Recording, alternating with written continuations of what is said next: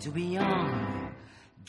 Alors ce soir, nous allons plonger dans la vie de Nina Simone, une des plus grandes chanteuses noires américaines, qui aurait rêvé d'être une pianiste classique, qui n'a pas pu l'être à cause de la discrimination raciale. Mais on va non seulement découvrir la vie de Nina Simone, mais aussi on va découvrir la vie de sa fille, Lisa Simone, parce qu'on va assister à un dialogue, imaginaire ou non, à chacun d'y réfléchir. Et donc c'est en fait un dialogue chanté et parlé entre Nina Simone et sa fille Lisa Simone.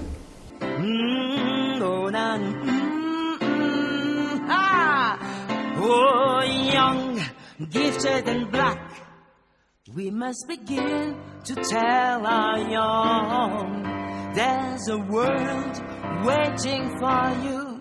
Alors j'ai eu l'idée de ce spectacle il y a à peu près 3 ans maintenant, et en redécouvrant la chanson Sinnerman, et puis j'ai plongé dans cette vie, j'ai lu des livres, j'ai regardé des documentaires, et donc j'ai eu cette idée de Nina Simone. Et puis j'ai découvert le documentaire What Happened Miss Simone, produit par Lisa.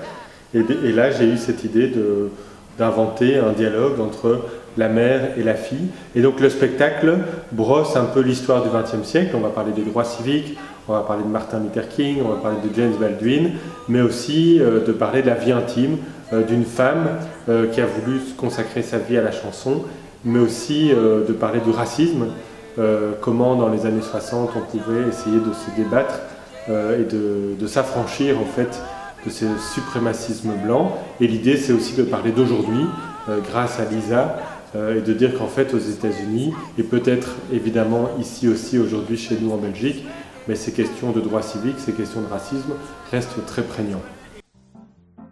Mais moi, je voulais entrer dans le foyer de la prétendue suprématie blanche. Je voulais choquer ce bourgeois devant leur écran télévision. Je voulais les choquer. Parce que c'est loi qu'ils acceptaient le color line de ségrégation. Je voulais les rendre dingues. La ferme du Biérot, pour moi, c'est une histoire très personnelle puisque j'ai été le premier employé à occuper un bureau. Ça date des années 2005-2006. Donc l'ASBL Ferme du Biérot n'était même pas encore créée, la salle n'était pas encore équipée et donc j'avais un petit bureau ici et je faisais des locations de salles. Je travaillais pour le service culture de l'UCL.